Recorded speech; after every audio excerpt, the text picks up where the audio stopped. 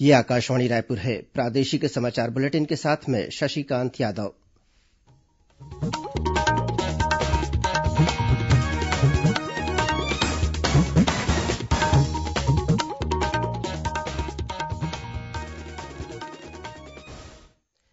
और अब पेश है आज के मुख्य समाचार।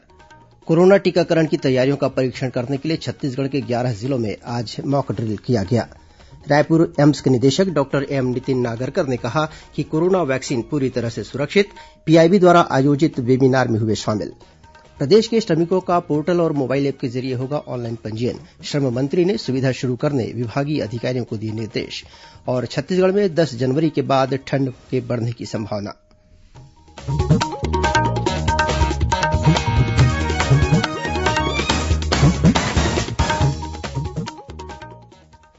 कोरोना महामारी के खिलाफ देश एकजुट होकर लड़ रहा है।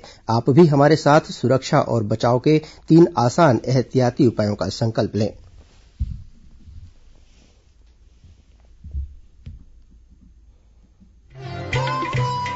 कोविड-19 से बचाव और सुरक्षित रहने के 3 उपाय। मास्क लगाएं, 2 गज दूरी है जरूरी, सुरक्षित दूरी रखें, हाथ और मुंह साफ रखें।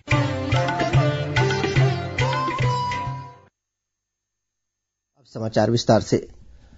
कोरोना टीकाकरण की तैयारियों का परीक्षण करने के लिए छत्तीसगढ़ के 11 जिलों में आज मॉक ड्रिल किया गया। इनमें बालोद, बलौदाबाजार, बेमेतरा, धमतरी, गरियाबंद, जांजगीर चांपा, कवर्धा, कोरबा, महासमुंद, मुंगेली और रायगढ़ जिला शामिल है। इन जिलों में यह मॉक ड्रिल सुबह 10 बजे से दोपहर 2 बजे तक हुआ। राष्ट्रीय स्वास्थ्य मिशन की संचालक डॉक्टर प्रियंका शुक्ला ने बताया कि मॉक ड्रिल के दौरान कोविन ऐप में एंट्री से लेकर वैक्सीन लगाने तक कितना समय लगा, यह देखा गया। यह मॉक ड्रिल हर जिले के एक शहरी और एक ग्रामीण क्षेत्र में किया गया। इस बीच टीकाकरण अभियान को लेकर आज रायपुर के पत्र सूचना कार्यालय और क्षेत्रीय आउटरीच ब्यूरो द्वारा एक वेबिनार का आयोजन किया गया। इस अवसर पर रायपुर स्थित अखिल भारतीय आयुर्विज्ञान संस्थान एम्स के निदेशक डॉक्टर नितिन एम नागरकर ने बताया कि भारत में जिन 2 वैक्सीन को मंजूरी दी गई है वे पूरी तरह से सुरक्षित हैं और उन्हें सर्वश्रेष्ठ वैज्ञानिकों द्वारा तैयार किया गया है। उन्होंने कहा कि इन वैक्सीन को लेकर किसी को भी घबराने, झिझकने या चिंता करने की जरूरत नहीं है। श्री नागरकर ने यह भी कहा कि टीकाकरण अभियान शुरू होने के बाद भी कोरोना संक्रमण को लेकर चुनौतियां बनी रहेंगी, इसलिए सभी को कोरोना संबंधित दिशा निर्देशों का पालन करते रहना है। इससे पहले वेबिनार की शुरुआत में पत्र सूचना कार्यालय के अतिरिक्त महानिदेशक अभिषेक दयाल ने वेबिनार के उद्देश्यों पर प्रकाश डाला। इस बीच केंद्रीय स्वास्थ्य मंत्री डॉक्टर हर्षवर्धन ने कल राज्यों और केंद्र शासित प्रदेशों के स्वास्थ्य मंत्रियों तथा प्रधान सचिवों के साथ वीडियो कॉन्फ्रेंसिंग के माध्यम से पूर्वाभ्यास की तैयारियों की समीक्षा की। उन्होंने सभी राज्यों के स्वास्थ्य मंत्रियों को आश्वस्त किया कि हर व्यक्ति तक टीका पहुंचाना सुनिश्चित करने के लिए देश की शीत गृह अवसंरचना को पर्याप्त रूप से उन्नत किया गया है। इसके लिए सीरिंज और अन्य जरूरी सामग्री को पर्याप्त रूप से उपलब्ध कराया गया है। डॉक्टर हर्षवर्धन ने स्वास्थ्य मंत्रियों से अनुरोध किया कि वे वैक्सीन की सुरक्षा और उसके असर के बारे में चल रही अफवाहों और भ्रामक जानकारी के प्रति सतर्क रहें। उन्होंने सोशल मीडिया पर टीके के दुष्प्रभावों के बारे में चल रही अफवाहों को भी आधारहीन बताया। केंद्रीय स्वास्थ्य मंत्री डॉक्टर हर्षवर्धन ने कहा कि देशभर में पोलियो टीकाकरण अभियान 17 जनवरी से शुरू होगा। उन्होंने आज चेन्नई में संवाददाताओं को जानकारी देते हुए बताया कि प्रधानमंत्री नरेंद्र मोदी के नेतृत्व में सरकार पोलियो की तरह ही कोविड का भी उन्मूलन करेगी। डॉक्टर हर्षवर्धन कोविड टीकाकरण के पूर्वाभ्यास की तैयारियों की समीक्षा के लिए तमिलनाडु के 2 दिन के दौरे पर आज चेन्नई पहुंचे। उन्होंने बताया कि जब से केंद्र सरकार ने कोविड संक्रमण के फैलाव को नियंत्रित करने के लिए सक्रिय कदम उठाए हैं, संक्रमण के मामले काफी घट गए हैं और इससे होने वाली मौतों में भी कमी आई है। राज्य सरकार प्रदेश के श्रमिकों के ऑनलाइन पंजीयन के लिए जल्द ही पोर्टल और मोबाइल ऐप की सुविधा शुरू करने जा रही है। इस संबंध में श्रम मंत्री डॉक्टर शिवकुमार डहरिया ने विभागीय अधिकारियों को निर्देश दिए हैं।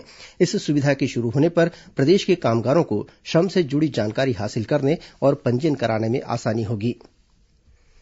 राज्य योजना आयोग द्वारा सतत विकास विषय पर वर्चुअल वेबिनार का आयोजन किया गया। इस मौके पर राज्य योजना आयोग के उपाध्यक्ष अजय सिंह ने सभी छात्र समुदायों से सतत विकास लक्ष्यों की प्राप्ति में अपना योगदान देने का आह्वान किया। उन्होंने कहा कि विश्वविद्यालय के कुलपतियों और छात्र प्रदेश में एसडीजी के लक्ष्यों की पूर्ति में महत्वपूर्ण भूमिका निभा सकते हैं। एम्स रायपुर के निदेशक डॉक्टर नितिन नागरकर ने कहा कि वर्तमान में एम्स में सेंटर ऑफ एक्सीलेंस की स्थापना कर एसडीजी की अपेक्षा अनुसार राज्य की महिलाओं में रक्त की कमी को दूर करने और उन्हें बेहतर स्वास्थ्य सुविधाएं उपलब्ध कराने के प्रयास किए जा रहे हैं। रायपुर के इंदिरा गांधी कृषि विश्वविद्यालय के कुलपति डॉक्टर संजय पाटिल ने बताया कि विश्वविद्यालय के वैज्ञानिकों ने बायो फोर्टिफाइड प्रकार के अनाज विकसित किए हैं, जिससे कुपोषण की समस्या कम करने में सहायता मिलेगी। मुख्यमंत्री के सलाहकार प्रदीप शर्मा ने राज्य सरकार की योजनाओं और उनके सतत विकास लक्ष्यों की जानकारी दी। इस वर्चुअल वेबिनार में प्रदेश के विश्वविद्यालयों और उच्च शैक्षणिक संस्थानों के कुलपति, शिक्षकों सहित करीब 450 प्रतिभागियों ने हिस्सा लिया। प्रदेश में चालू खरीफ विपणन वर्ष में समर्थन मूल्य पर धान खरीदी का कार्य जारी है। अब तक 62 लाख मीट्रिक टन से अधिक धान की खरीदी कर ली गई है। इस दौरान प्रदेश के लगभग 15,49,000 से अधिक किसानों ने धान बेचा है। वहीं मिलरों द्वारा 16,10,000 मीट्रिक टन से ज्यादा धान का उठाव कर लिया गया है। धान खरीदी का कार्य 31 जनवरी तक चलेगा। इस बीच प्रदेश के पूर्व मुख्यमंत्री और भाजपा के राष्ट्रीय उपाध्यक्ष डॉक्टर रमन सिंह ने धान खरीदी पर प्रदेश कांग्रेस द्वारा चलाया जा रहा अभियान मेरा धान मेरा अभिमान को राजनीति से प्रेरित बताया है। मीडिया से बातचीत में उन्होंने कहा कि किसानों को धान बेचने में परेशानी का सामना करना पड़ रहा है। इसके बावजूद राज्य सरकार द्वारा इस दिशा में कोई कदम नहीं उठाए गए हैं। इधर राज्य के खाद्य मंत्री अमरजीत भगत ने कल अंबिकापुर में धान खरीदी व्यवस्था की समीक्षा की। इस दौरान उन्होंने किसानों को धान खरीदी केन्द्रों में सभी सुविधाएं देने के निर्देश दिए। श्री भगत ने धान को बारिश के पानी से बचाने के लिए तिरपाल की व्यवस्था करने को भी कहा। खाद्य मंत्री ने नया राशन कार्ड बनाने और कार्ड में परिवार के किसी सदस्य के नाम जोड़ने या विलोपित करने या अन्य राशन कार्ड बनाने के लिए धान खरीदी पूर्ण होने के बाद विशेष शिविर लगाने के निर्देश भी दिए। इस बीच भाजपा के जिला प्रभारी संतोष बाफना ने पत्रकार वार्ता में कहा कि भाजपा द्वारा आगामी 13 जनवरी को विधानसभा स्तरीय प्रदर्शन किया जाएगा। आज भिलाई में पत्रकार वार्ता के दौरान श्री बाफना ने राज्य सरकार पर धान खरीदी में अव्यवस्था का आरोप लगाया। खबरों का सिलसिला जारी रहेगा। अभी वक्त है एक छोटे से विराम का।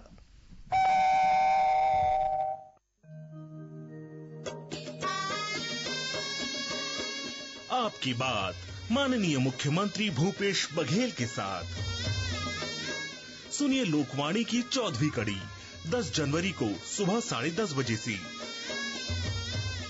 लोकवाणी में इस बार माननीय मुख्यमंत्री प्रदेश के युवाओं से बात करेंगे।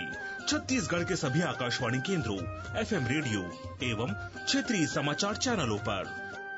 जनसंपर्क विभाग, छत्तीसगढ़ शासन द्वारा प्रसारित। और अब बढ़ते हैं बाकी के समाचारों की ओर। केंद्रीय शिक्षा मंत्री रमेश पोखरियाल निशंक ने भारतीय प्रौद्योगिकी संस्थानों में प्रवेश के लिए संयुक्त प्रवेश परीक्षा जेईई एडवांस्ड 2021 की तिथि और पात्रता मानदंड की घोषणा कर दी है। यह परीक्षा 3 जुलाई को ऑनलाइन होगी। इस वर्ष आईआईटी में प्रवेश के लिए 12वीं कक्षा में न्यूनतम 75% अंक पाने की अनिवार्यता में छूट दी गई है। इस वर्ष यह परीक्षा आईआईटी खड़गपुर आयोजित करेगा। भारतीय जनता पार्टी के प्रदेश अध्यक्ष विष्णुदेव साय ने देश के विभिन्न प्रदेशों में बर्ड फ्लू के संक्रमण की खबरों को चिंताजनक बताते हुए राज्य सरकार और प्रदेशवासियों से एहतियाती उपाय करने को कहा है। उन्होंने कहा कि समय रहते व्यापक स्तर पर अभियान चलाकर इस बीमारी से फैलाव को रोकना जरूरी है। श्री साय ने इस बात पर राहत जताई कि बर्ड फ्लू के संक्रमण से छत्तीसगढ़ अभी तक सुरक्षित है।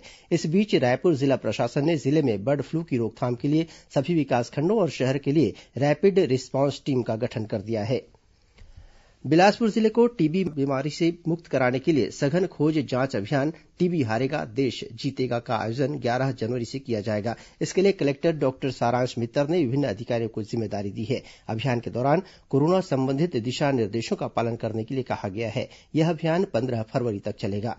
इधर जांजगीर चांपा जिले के शासकीय और निजी अस्पतालों में अब ई कार्ड के जरिए इलाज किया जाएगा। जिले के सभी सरकारी और निजी अस्पतालों में इलाज कराने पहुंच रहे मरीजों के लिए ई कार्ड निःशुल्क बनाया जा रहा है। ई कार्ड बनवाने के लिए आधार कार्ड और राशन कार्ड अनिवार्य है। गौरतलब है कि ई कार्ड धारक को अस्पताल में इलाज के लिए कोई भी अन्य दस्तावेज जमा करने की जरूरत नहीं पड़ेगी। बिलासपुर रेल मंडल अपने सर्वाधिक लदान करने वाले मंडलों में से एक होने के खिताब और परंपरा को बरकरार रखने की ओर अग्रसर है। आधिकारिक जानकारी के अनुसार इस वित्तीय वर्ष में 7 जनवरी तक बिलासपुर रेल मंडल द्वारा 100 मिलियन टन लदान के आंकड़े को पार कर कीर्तिमान स्थापित किया गया। इस अवधि में कोयला, लौह अयस्क, सीमेंट, स्टील, खाद्यान्न, रासायनिक खाद, खनिज तेल और स्टील कारखानों के लिए कच्चे माल का लदान किया गया। दंतेवाड़ा जिले के 3 प्रतिभावान विद्यार्थियों का डॉक्टर बनने का सपना अब साकार हो सकेगा। इन तीनों छात्र छात्राओं को जयपुर के निजी मेडिकल कॉलेज में सरकारी खर्च पर प्रवेश दिलाया गया है। इनके दाखिले के लिए दंतेवाड़ा जिला प्रशासन द्वारा वर्तमान में 1,36,00,000 रूपये से अधिक की फीस जमा करा दी गई है। गौरतलब है कि छात्र सुधीर कुमार रजक, जयंत कुमार और छात्रा ऐश्वर्या नाग तकनीकी त्रुटि के कारण एमबीबीएस पाठ्यक्रम में दाखिले के लिए राज्य में हुई काउंसलिंग में पंजीयन नहीं हो पाने के कारण मेडिकल कॉलेज में प्रवेश लेने से वंचित रह गए थे, जिसके बाद मुख्यमंत्री भूपेश बघेल ने दंतेवाड़ा जिला प्रशासन को इन तीनों छात्रों को निजी मेडिकल कॉलेजों में सरकारी खर्च पर प्रवेश दिलाने के निर्देश दिए थे। स्वामी विवेकानंद की जयंती राष्ट्रीय युवा दिवस के मौके पर जनसंपर्क विभाग द्वारा गढ़बो नवा छत्तीसगढ़ और छत्तीसगढ़ युवा विषय पर स्लोगन प्रतियोगिता का आयोजन किया जा रहा है। अब तक लगभग 9,500 लोगों ने ऑनलाइन पंजीयन करा लिया है। स्लोगन स्वलिखित होना चाहिए। भाषा छत्तीसगढ़ी, हिंदी और अंग्रेजी होगी। इस प्रतियोगिता के माध्यम से चयनित स्लोगन का उपयोग प्रचार प्रसार के लिए किया जा सकेगा। सभी प्रतिभागियों को डिजिटल प्रमाण पत्र और 100 सर्वश्रेष्ठ स्लोगन को जनसंपर्क विभाग द्वारा 1,000 रुपये का पुरस्कार दिया जाएगा। इस प्रतियोगिता में भाग लेने के इच्छुक प्रतिभागी आगामी 10 जनवरी तक जनसंपर्क विभाग की वेबसाइट में ऑनलाइन पंजीयन करा सकते हैं। मुख्यमंत्री भूपेश बघेल कल 9 जनवरी को बस्तर संभाग के दौरे पर रहेंगे। मुख्यमंत्री इस दौरान नारायणपुर जिले में आयोजित विभिन्न कार्यक्रमों में शामिल होंगे और करीब 86 करोड़ रुपए की लागत के 40 विकास कार्यों का लोकार्पण और भूमि पूजन करेंगे। साथ ही हितग्राही मूलक योजनाओं के तहत स्व सहायता समूहों और किसानों को हाइब्रिड बीज, सब्जी, मिनी किट का वितरण करेंगे। मुख्यमंत्री भूपेश बघेल की मासिक रेडियोवार्ता लोकवाणी की 14वीं कड़ी का प्रसारण परसों रविवार 10 जनवरी को होगा। मुख्यमंत्री लोकवाणी में इस बार युवाओं से बातचीत करेंगे। इस कार्यक्रम का प्रसारण छत्तीसगढ़ स्थित आकाशवाणी के सभी केंद्रों और एफएम रेडियो के अलावा क्षेत्रीय समाचार चैनलों से सुबह 10:30 बजे से 11 बजे तक किया जाएगा।